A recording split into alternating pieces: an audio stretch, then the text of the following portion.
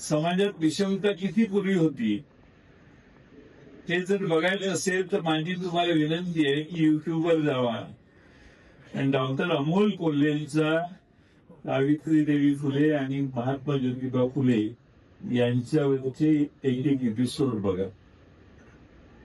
पूर्वी महिलांना शिक्षण किती अशक्य होतं.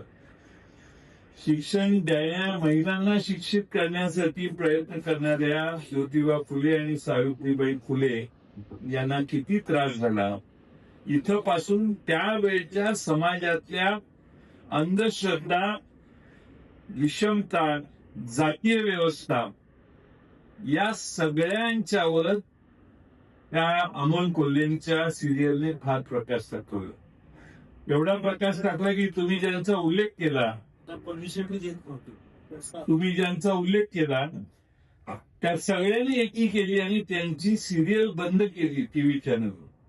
मग आता त्यांनी युट्यूबवर या सगळ्या सिरीज टाकायला, युट्यूबवर एपिसोड टाकायला सुरुवात केली.